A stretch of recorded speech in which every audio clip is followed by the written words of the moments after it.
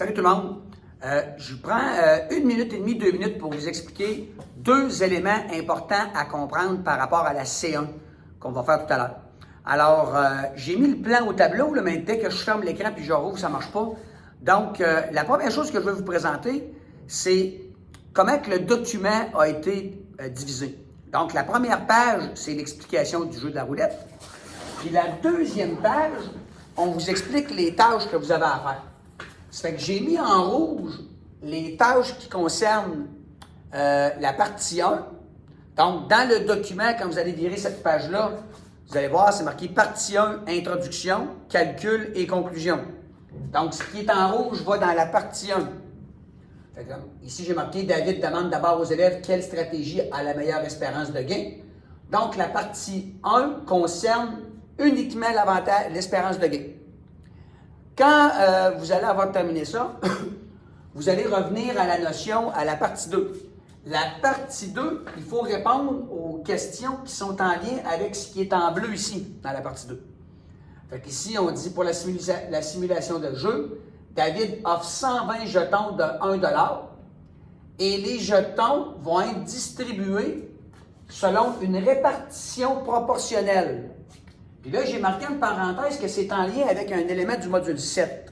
Alors, comme on n'a pas vu le module 7, je vais prendre le temps de vous expliquer c'est quoi une proportionnelle. Alors ici, je lève mon tableau, je vais fermer mon écran, et puis je vous montre un petit peu à quoi ça ressemble. Voici l'exemple.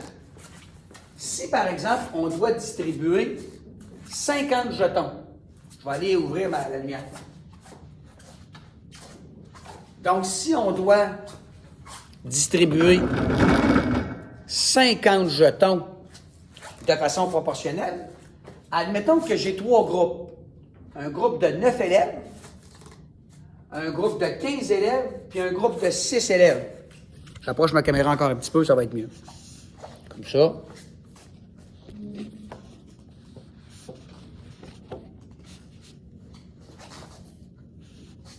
Donc, admettons que j'ai ces 3 groupes-là, un groupe de 9, un groupe de 15 et un groupe de 6. La première chose qu'on constate, 9 plus 15, ça fait 24, plus 6, ça fait 30. Ça veut donc dire que le groupe en rouge, j'ai 9 élèves sur 30. J'ai 30% des élèves qui sont dans le groupe 1. Donc, sur les 50 jetons, je leur donnerai 30% des jetons. Ici, 50 jetons fois 30%.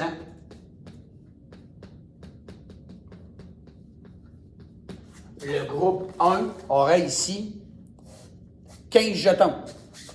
30% des jetons. Par exemple, si on regarde le groupe en bleu, alors vous remarquez ici que je me suis trompé des couleurs, mais là, je ne recommencerai pas.